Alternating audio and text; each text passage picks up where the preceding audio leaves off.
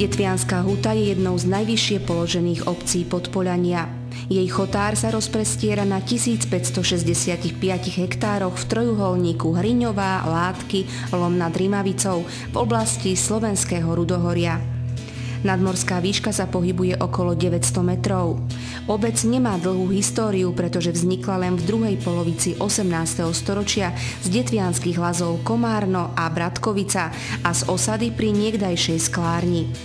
Pôvodný názov obce bol Mikulášova huta podľa zakladateľa sklárne grófa Mikuláša Esterházyho. Skláreň zanikla koncom 19. storočia a od roku 1920 sa používa súčasný názov.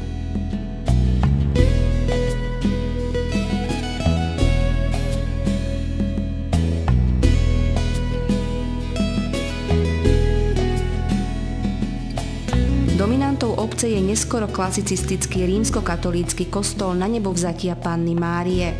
Bol postavený v roku 1843. Jeho priečelie zdobí pamätná tabuľa venovaná rímskokatolíckemu kňazovi, národovcovi, spoluzakladateľovi Matice slovenskej a Spolku svätého Vojtecha, zberateľovi ľudových piesní a publicistovi Petrovi Tomkuliakovi. Nedaleko kostola rastie štátom chránený buk. Ďalšími sakrálnymi pamiatkami sú kaplnky a malé kostolíky, nachádzajúce sa v jednotlivých osadách. Na území obce možno nájsť aj pôvodnú ľudovú architektúru a za zmienku stoja aj vyrezávané kríže rezbára Ondreja Machavu, ktoré dotvárajú kolorit obce a okolitých lazov. Okrem Komárna a Bratkovice patria k Detvianskej hute aj osady Ľuľovka, Žabica, Vrch Dobroč a ďalšie menšie usadlosti. V obci funguje základná a materská škola. V tej istej budove má sídlo aj škola v prírode, ktorá tu bola zriadená v roku 1979. Pôvodným zameraním slúži zdravotnému pobytu detí z oblasti znečisteného životného prostredia.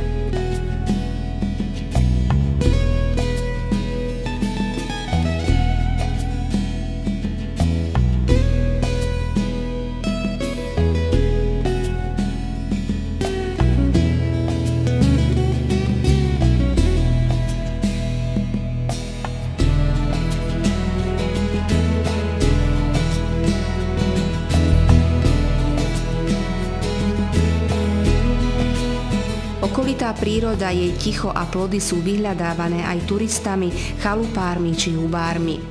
V oblasti cestovného ruchu sa rozvíja najmä agroturistika.